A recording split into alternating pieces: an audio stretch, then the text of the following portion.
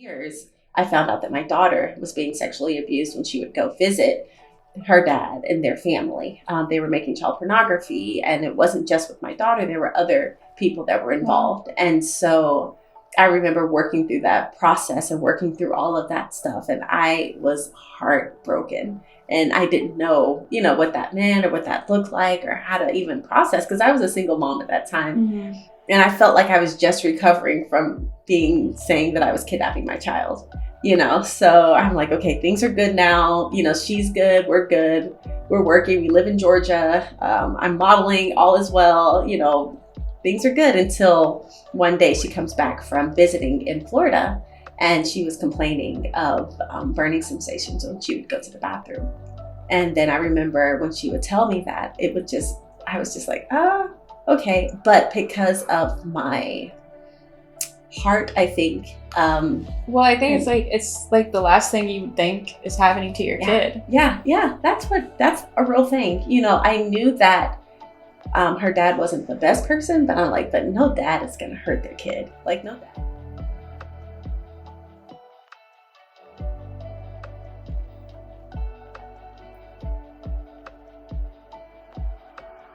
Welcome back to an all-new episode of the DYTL podcast. I'm your host, Victoria Holloway, and you are watching Beauty from Ashes, where I had guests on to share how God helped them get through a terrible experience and turn it into something beautiful.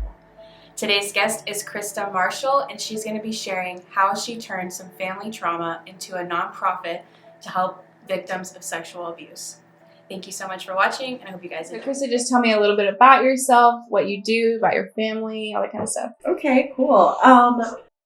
So for me, again, my name is Crysta. I have a nonprofit organization that's called Defined with Purpose. We've been in existence now since 2010, which is 11 years, which is insane, like absolutely insane. Yeah. So, have the nonprofit. I have 3 kids, if you can believe that. I can't believe it. I'm like, I look at them sometimes and I'm like, whose kids are these? But I have an 8-month-old, a 2-year-old in a couple of weeks, and then also my 11-year-old. So, yeah. Awesome. And I'm married. I have a husband, and he's pretty awesome too. He is. So, yeah.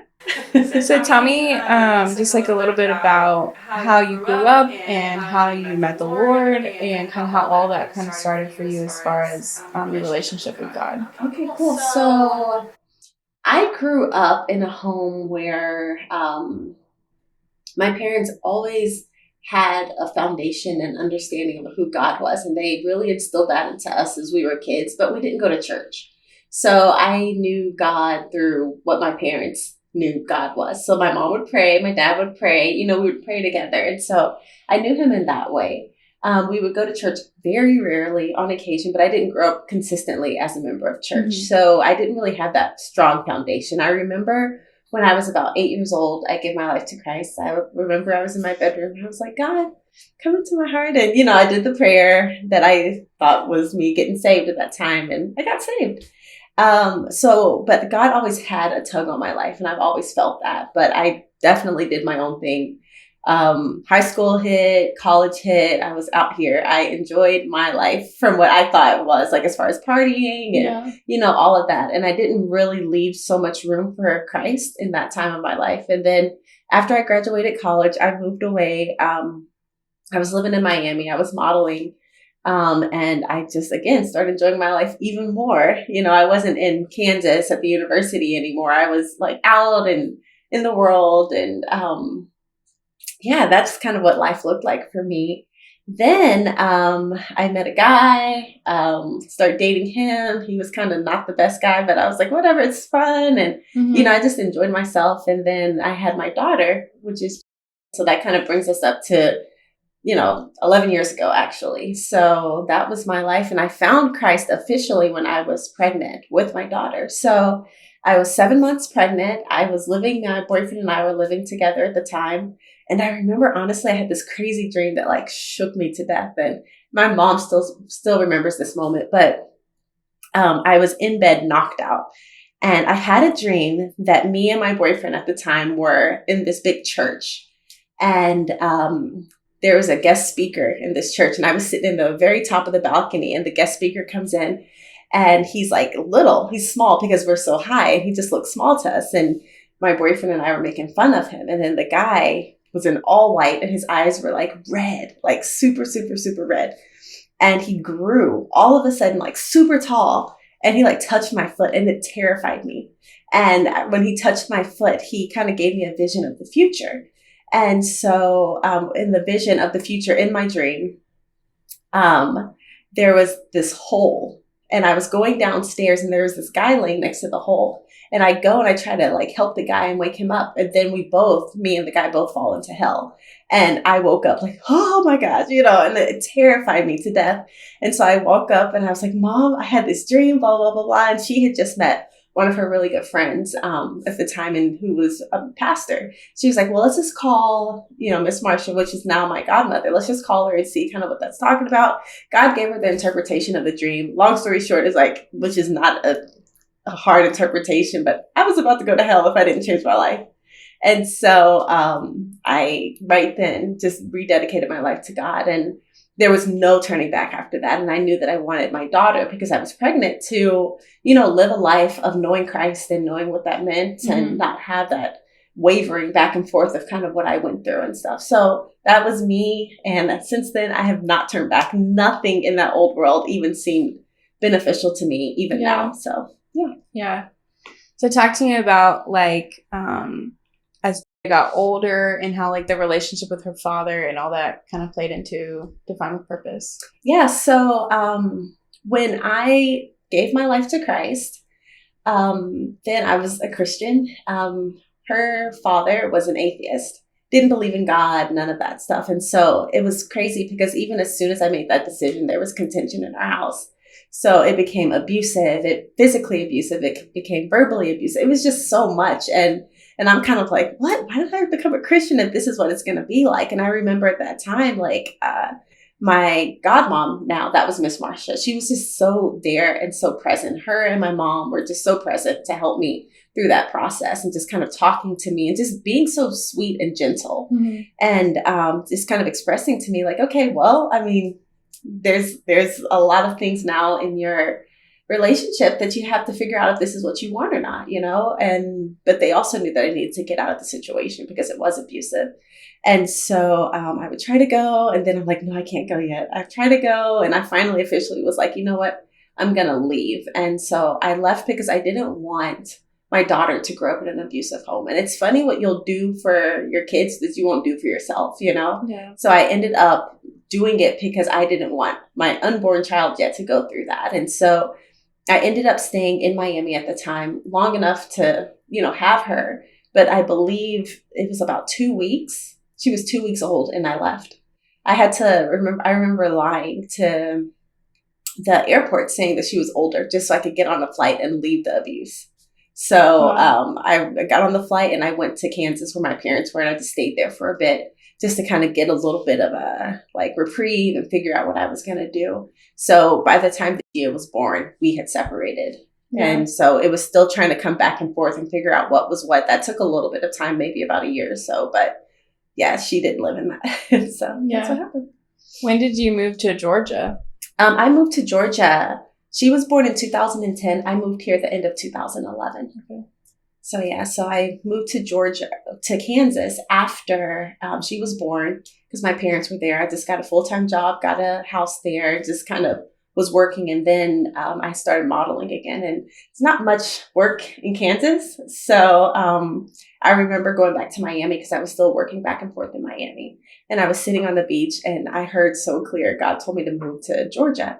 And I was like, I've never been to Atlanta before. I had never been here in my life. And I thought that there was nothing here. I know that's so stereotypical for me to say, but I didn't know what was here. Right. And so, but I had built a relationship with God to where I knew to depend on him because he came and got me when I was literally sleeping with my boyfriend.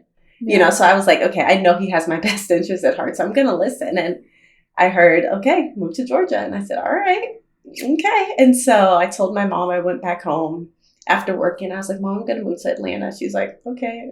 And both her and my dad were like, all right, so we'll watch you go and get established. So it took me 2 weeks. I found a house, found everything, got signed with an agency here. And I just came and started working, went back, got my stuff. My mom came with got established in the house, and that was all she wrote. I'm here. I'm stuck. So yeah. So how was the relationship after that point? Like, you moved here, and did you still see her father, or how was that? Yeah, she did, absolutely. And like, I always grew up with a dad. Like, my dad was in our house, in our lives. He was present. He's awesome. And I didn't want my daughter to ever not experience what a father meant, whether we were together or not. And so I made sure that they spent time together. But that was difficult because, I mean, as a woman, you're like trying to find out, okay, does that mean that you're my husband? Does that mean that we're going to stay together? It's just so hard, if you're doing it in your own strength, And so I decided to still let them kind of see each other. And he would come and visit. He would come and stay at our house when he would come, or if I was at my parents' house, like whatever, just to make sure that he still had a relationship. And his mom works for American Airlines, so he got free flights. So he would come and visit her frequently, as well as his parents would come too. Yeah. And so that's what that was. Did she ever go down to see him? Yeah, definitely. And then as time progressed a little bit, I think she was about 8 or 9 months. He had come down to visit one time and kind of like, okay, so show me where you're working. Show me this, show me this, show me this, show me this. And I was like, okay, cool. I mean, all is well. And we were getting along, so it was good. We weren't together or anything, but we got along for the sake of our daughter. And all was well until he came one time. And he's like, asked me to show him everything. And I was like, okay, cool. And then 2 days later, after he left, I got served paperwork. And the paperwork was saying that if you don't get your daughter back to Miami in the next 2 weeks, you're going to go to jail for kidnapping. And I was like, wait, what? Like, he was just here, like, how would that be considered kidnapping? But what he was doing was unfortunately gathering information to see what was going on, where I was working, where I could serve, and to start building a case. And that was the beginning of all hell breaking loose for us. So, yeah. Yeah. Wow. So when did you realize that it was like getting really bad, and like when did you realize that it was like time to sever that relationship for the sake of your daughter? I realized it when I was pregnant, but I couldn't sever it. Meaning that, I mean, just the way legally things work and all of that, you just don't have that option of just saying sever completely. I mean, you do have boundaries that you can put up for yourself and, those kinds of things. So I definitely put boundaries up there almost immediately. But for the sake of not going and having my child taken away from me, I had to make sure that, they still had open communication, even as an 8-month-old, 9-month-old. And what that means is that a 9-month-old can't talk. So guess who has to talk on their behalf? I do. So this is what's been going on here, pictures of this, that kind of a thing. And I still had to keep communication. So, I mean, I did that. So as your daughter got older, was there flights she would take to see her dad, or was it all just like coming to Georgia, or would she go back to Florida to see him? So what happened is when I got served the paperwork as far as kidnapping charges and that stuff, I was like, ah. And so I immediately called him. I'm like, why did I get this paperwork? He's like, well, we need to figure some stuff out, blah, blah, blah. So I immediately flew to Miami, brought her with me. And I was like, okay, what needs to be done? And so I went to go visit his attorney with him, and they gave me a parenting plan. I didn't know anything about court. I mean, I consider myself a smart person, but intimidation will let you forget a lot, And so I felt so like just intimidated and so like terrified that I was like, oh my gosh, I got to make sure that I'm doing the best thing for her. I can't go to jail. So I'm looking over the paperwork. I'm like, oh, I'm okay with this, okay with this, okay with this. And then I signed my name on it. And then that was all well, and everything was done. But then I hung out for a couple of days. They visited my daughter. And then after that, like, we came back home. So I think the thing that I remembered was him coming to pick her up, bringing her back home, coming to pick her up, bringing her back home. And so, like I said before, they had free flights on the airline that his mother worked for. So she would come and visit, and he would come here too as well. And with the Define with Purpose and kind of the mission that you have behind it, what was the initial start for that? And then how did the story of your family kind of play into that? Yeah. So one thing that was kind of cool about Define with Purpose was that it was already in existence before any major trauma happened in our family and in our life. And the cool thing about God is that he'll set you up for success, period. So I think the awesome thing was that I built a relationship with God before we went through trauma. I had a dependency on him before we went through trauma, because if I hadn't, I think I probably would have hurt someone to a place of me getting in trouble. Yeah. So, to answer your question, Define with Purpose started in 2010, and it started as soon as I had moved to Kansas. And I was just building an organization because I felt that God had put on my heart to help young women have an understanding of who they were and their value and their purpose, because of my travels and my modeling. And I realized that my value kind of changed and was like transfigured in the course of me dating someone. And what they thought of me, I was like, oh, that's what I am, as opposed to really having a foundation. And I didn't understand that completely until I got into a relationship that was not good. And so that's where Define with Purpose started. And so for the first 3 years up until 2013, we worked only with women to have them have an understanding of who they were and their worth. And then we transitioned significantly to helping all kids, young adults, women, men, have an understanding of their value and worth, but those that have experienced significant trauma and sexual abuse. And that's exactly where we are today, because fast forward the story, 3+ years, I found out that my daughter was being sexually abused when she would go visit her dad and their family. They were making child pornography, and it wasn't just with my daughter. There were other people that were involved. Wow. And so I remember working through that process and working through all of that stuff. And I was heartbroken, and I didn't know, what that meant or what that looked like or how to even process, because I was a single mom at that time. Mm-hmm. And I felt like I was just recovering from saying that I was kidnapping my child, So I'm like, okay, things are good now. She's good. We're good. We're working. We live in Georgia. I'm modeling. All is well. Things are good, until one day she comes back from visiting in Florida, and she was complaining of burning sensations when she would go to the bathroom. And then I remember when she would tell me that, I was just like, okay. But because of my heart, I think. Well, I think it's like the last thing you would think is happening to your kid. Yeah.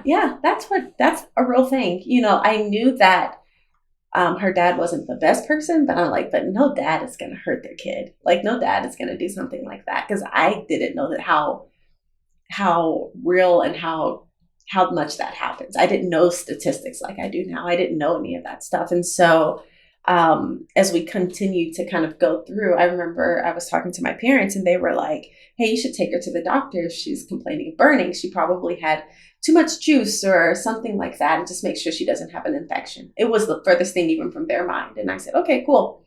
So the next day I took her to the doctor. It was just a normal day, and I remember going, and they were like, okay, well, we found a laceration in her private area. And I was like, okay, what does that mean? Even though looking back, I knew what it meant, but yeah, it's like you don't want to accept it. You don't want to accept it. And so they're like, well, there's a possibility that she could have been getting abused. Is there any reason for you to think that? And I was like, no. Then I started thinking about it, and I was like, well, I mean, I don't know, but I don't think that was a thing. And then I remember that quickly, the doctor, her pediatrician, was like, you need to go to Children's Healthcare of Atlanta. You have to go here. You have to do this. You have to do this. And they're waiting on you. And I remember driving, because I lived in Dunwoody at the time. I remember driving from Dunwoody from her pediatrician's office down to the hospital that's close by. And in the process of like 10 minutes, like 3 different doctors called me. They're like, are you on your way to the ER? Are you on the way? And I'm freaking out. I'm like, she's hungry. I'm hungry. I didn't dress for this. Like, I just didn't know how to process it. And I remember looking back at her eyes, and she's just like, just kind of like oblivious. But yet I felt the relief for her, because I knew that there was something. And I just thank God even now, because I'm like, God, like, we can miss those little subtle things sometimes if we're not in tune to you. Yeah. Like, if I would have missed hearing, take her to the doctor, like, how long would this have went on? And I'm just so grateful that even in that drive, like, it seems so blurry even now thinking about it, but I'm just so grateful that, like, I listened and that I was present, because there's so many times that us as parents are busy or we miss something. And I'm just grateful that we didn't miss that particular thing. So take her to the doctor and they're like, yeah, sure enough, that's a thing. And she was being abused. And then there's social workers in front of me, police officers in front of me. And I'm just like not knowing how to process any of it. And so I remember just kind of stopping and saying, okay, well, she wasn't with me. This is the only thing that I know. And so they took my word for it, and it started the whole process of everything. But also in the course of that process, I'm wanting to go home and I want to interrogate my child. I want to say, hey, who did this? What is this? Da, da, da, da. And I remember at the hospital, they're like, don't do that. You can't ask questions because you don't want to seem as though you're coaching your child. So just let it be. And the last thing you want to do if somebody turns your kid is just let something be. So even in that process, I had to learn how to trust God even more. Yeah. And so I remember just putting her to bed and just kissing her and loving her and all of that. And I remember I was laying on the couch and I heard God whisper to me, no more secrets. And I was like, what is that? I had no idea what that meant. And he's like, that's the part of your organization that's going to help with this. And so at that particular moment, I just wanted to run with it. I'm like, oh, they're going to get it. They hurt my kid. Oh, everybody that hurts kids is going to get this smoke. That's kind of what I was thinking, Yeah. And I was like, we're going to make sure that everybody gets tried. We're going to do this. We're going to do this. And God is like, okay, that's all cool, but that's not what I'm telling you to do. And the thing that burned me, and even now, because I'm one that like, if I want to do something, I want to do it right then. He was like, I need you healed first. Because I couldn't do it with an impure motive. And what that looks like is I couldn't do it in anger. I couldn't do it out of retaliation. I had to do it because I love God. Yeah. And because this is his kingdom agenda to see these kids free. And I was just like, oh, but, and so that was tough because I had to deal with my own anger, my own unforgiveness, my own situation, and make sure that my child was safe too. Because if I, again, doing something that's good, would neglect my kid, like she still wouldn't get the fullness of her healing. Right. So I had to walk with her through years and years and years too, to make sure that she was completely healed. And while starting to build the organization around sexual trauma and child abuse and all of that. Yeah. So, yeah. Do you know like the statistics of like how many families are affected by this? So the crazy thing about this is that there aren't a whole bunch of current statistics. Like you'll see different things. I think the last one that we've seen was like in 2016. So you're not getting current things, but for what we've seen lately, for the ones that have disclosed, 1 in 3 girls and 1 in 5 boys that have disclosed. And we know that there's so many that haven't disclosed. Yeah. There's so many things that happens, with 2 children. Like for instance, we just had a new case with a 3-year-old involving a 4-year-old. And the 4-year-old, we come to find out he learned it from his dad. And so like that's right there, 3 people that have been affected because of one person's selfishness.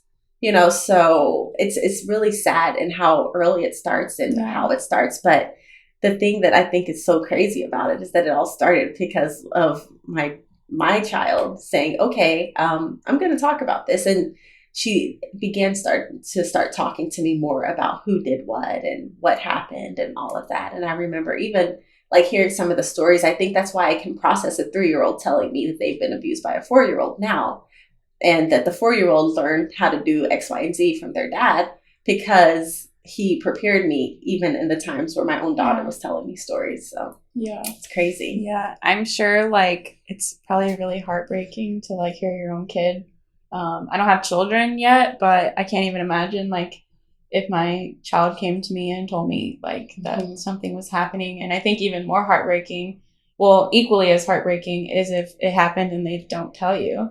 Like all of the kids out there that maybe don't feel comfortable enough to say anything or don't know how to process what's happened to them and not to say something. Like it's just as heartbreaking as all the other stories. But so talk to me about, so you work with therapy offices and legal teams. So talk to me a little bit about kind of that type of work and how complicated it is and how you guys help with that. Absolutely. So what we do now, up till 2021 because it's ever evolving because God is in the midst. But what we do right now is that we mentor families that have they've experienced child sexual abuse or any kind of significant traumas in their families. We cover the cost of therapy, and we cover the cost of legal fees, as well as coaching the families to help them know what to expect from the legal side of things or the therapeutic side of things.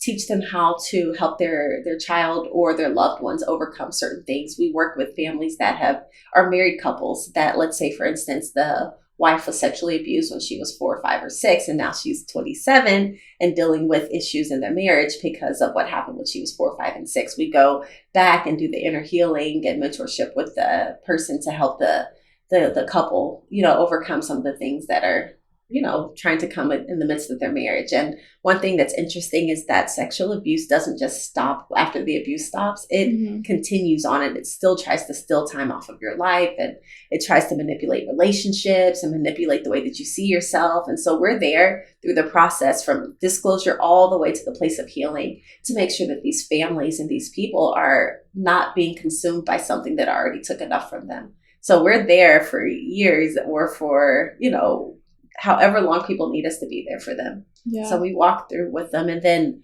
therapy is important, very important. That's a very important component. And so we have therapists in our offices, as well as we do refer out when we need a forensic therapist for legal sides or whatever it may be. And then we also pay for the legal fees. So for instance, fast forwarding in our case, my daughter ended up going to therapy, and it was $360 an hour, and she would go for a while, once or twice a week.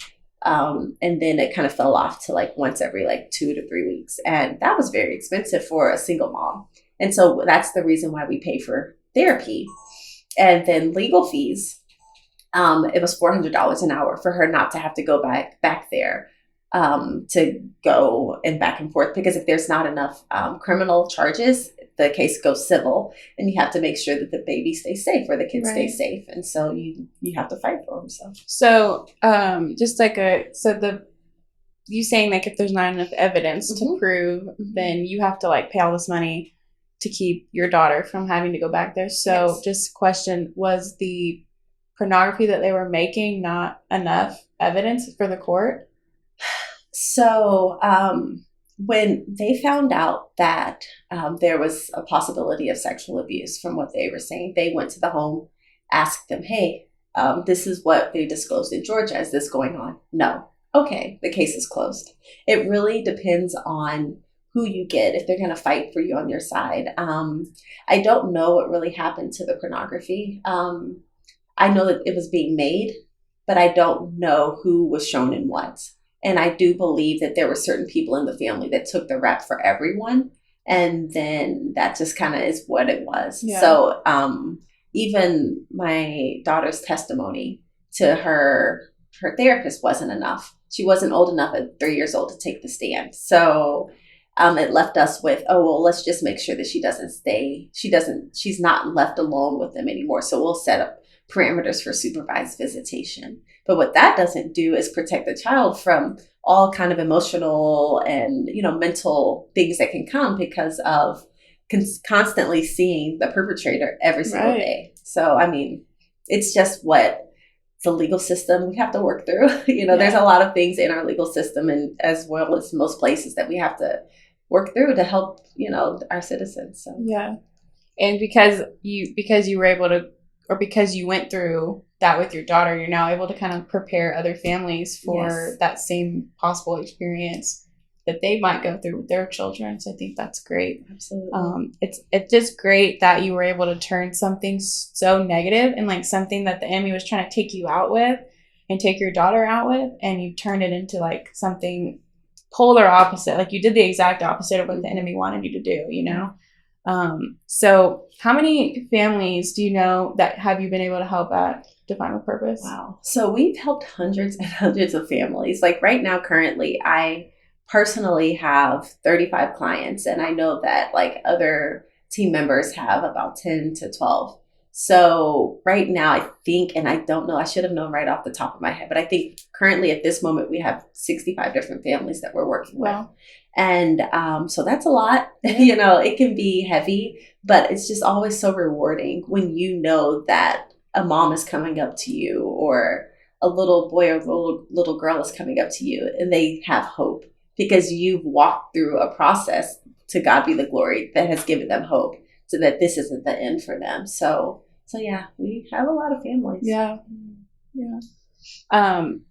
So your nonprofit, so you're donation based. So how can people like reach out to you to learn more about you and your nonprofit, and how they can help like donate and stuff like that? Yeah, absolutely. So always, our website has all of our information. So our website is there. It's definedwithpurpose.com. Always go there. Our phone number, give us a call, go to our Instagram page, whatever you want to do to get a hold of us. But again, it's just Defined with Purpose, and that's it. Yeah. So I think it's interesting too that you started Defined with Purpose like the same year you got saved, right? Like right after you moved to Kansas, basically. Yes. So all of this happening pretty early on in your walk with God, even though you had the foundation laid, it was, your legit walk with God. It was like, this is all pretty early on. So finding all this out about your family, people that you thought you could trust in, betraying your trust and questioning why it's happening to you and things like that. So how did all of this affect your relationship with God? At first, I think, and I'm trying to go back to that place, but I think that when I first found out, I don't think it was more of a question of like God. It was more of a question of, I blamed myself, and I felt like, Crysta, how did you allow this to happen? Like, what were you thinking? And I felt kind of like that God was like my refuge, because I'm like, I would never make that decision now. There's no way that I would miss certain things now. But then God was also like, that's not the right answer either. I think that if I really go back, I was just grateful that I had a place of peace and a place of refuge. Because if it wasn't for him, who knows what could have happened. Like, I think back often and I'm like, God, I could have been blamed for this whole thing. And I go back to the dream and I'm like, God, like, that could have been me falling in that hole. But it looks like me going to jail because they could have set it up and I could have been the one looking like I, was into child pornography or whatever. Like my hands were clean, and I'm so grateful for that. In my disobedience and me being naive and me not walking with Christ, who knows what has been set up by the enemy for my life. Yeah. So I was just so grateful that like, that wasn't me, and yes, it was hard. It was humiliating. It was embarrassing. It was crushing in so many different aspects, but I'm just grateful that I'm on this side of it. And I wouldn't have been there if it wasn't for God waking me up one night in my dream, like I could have just been in the midst of it. Right. So, right. Yeah. And now, so how old is your daughter now? She's 11. 11. Mm-hmm. So, looking back for her now, that you did catch it so early on, is there anything that she said to you that's like you are doing the right thing with the nonprofit and everything? Yeah, absolutely. I think one of the biggest things is that she mentors now. So she'll come in the office on occasion and she will see some of the younger clients and play with them and speak encouragement to them and help them through like something that only she can help them through. Because I haven't been through child sexual abuse, but she has. And so she knows how to grip the heart of a 4-year-old or a 5-year-old and just speak life into them and let them know that this isn't the end, so much more than what I can. And it's so cool because they always gravitate to her. And I'm like, hey, I'm here. Or the other mentors are there and they want to go straight. Well, where's your daughter? Where's your daughter? Where's your daughter? And I'm like, fine, I'm nothing, but so that makes me happy, that she's even finding purpose in what happened to her. And then she's also told me at times like, Mom, I'm glad it happened. I'm not glad that I went through that, but I'm glad that it happened. And I remember asking her, I'm like, why? And she was saying, because we've been able to help so many people. Because of what happened to me, we've been able to help so many people. And for me, like, it just took me everything not to cry when she said that, because I think about even like how Jesus was sacrificed for the sake of so many. and I just think about how, not saying that she's like Jesus Right. Jr., but more so of just grateful and the gratitude that's the heart that a 9, 10, 11-year-old has, that like us as adults sometimes won't even sacrifice like a couple of dollars to help or forsake someone or help somebody else. But yet she's okay with the trauma that happened to her, because she's like, I know I'm going to be better. But because of that and everything that's been set up, now we're helping so many other people. Yeah. And it just holds me accountable to make sure that I'm doing right by her and by God, to make sure that the organization is doing what we're supposed to be doing. Yeah. So I think it's like that childlike faith that she has that a lot of times we lose as an adult. Like if something were to happen like that to me, I would be like out of the game. Yeah. I would be like questioning, like, and I'd probably be mad at God and like all these different things. So just to have that like childlike faith of just believing that everything happens for a purpose and for the betterment of people around you, Absolutely. So last question, if there's obviously you said 1 in 3 girls, 1 in 5 boys, so there's lots of families that are out there that are dealing with this, whether they know it or they don't.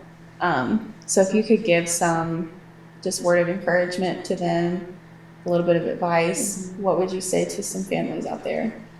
I think the biggest thing for me would be that there is absolute hope.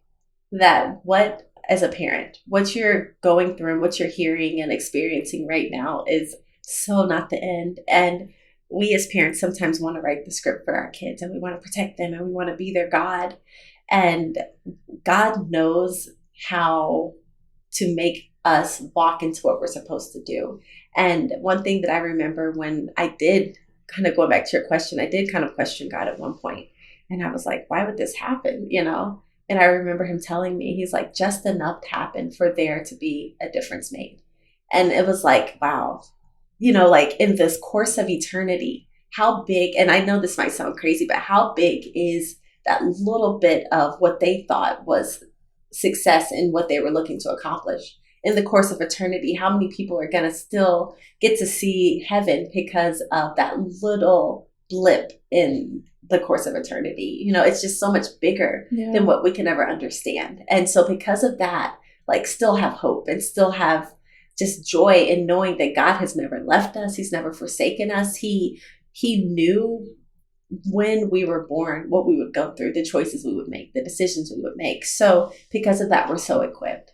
Like, if I would have known that I was going to be doing what I do on a daily basis and have the kids that I have now, like, there is no way that I would have signed up for this assignment at all. But looking back, I'm like, how was I equipped to handle all of this? How did I get through it? It still doesn't make sense to me. So just know that you're equipped. Know that you're the parent that you're supposed to be. And then for the one that has experienced it, that maybe hasn't told anybody yet, regarding pedophilia, one pedophile usually abuses between 30 and 50 children in the course of their lifetime. So for the sake of someone else, speak out. And that's one of the things that I always want to encourage. It may not be because of you, or you might feel shamed or whatever, but like, if we all band together, we can make a change in this world. And that's the thing that we have to make sure that we're doing, because I think that there's hope and help for even people that do abuse children. However, that's not my assignment. My assignment is to make sure these children are safe. And because of that, let's band together and make sure that, everybody is well. And the ones that are hurting, let's pray that there's help for them, because God doesn't want anybody to be left behind. But yet, vengeance is his. Yeah. So. Thank you so much for watching this week's episode of the Dare to Love podcast. I hope it blessed you and challenged you. Make sure you visit the description below for all our helpful links. Don't forget to like and subscribe so you don't miss out on any new content from us. And follow us on Instagram, TikTok, and Facebook so you can stay updated with everything we have going on. And we'll see you next week for an all-new episode of the Dare to Love podcast.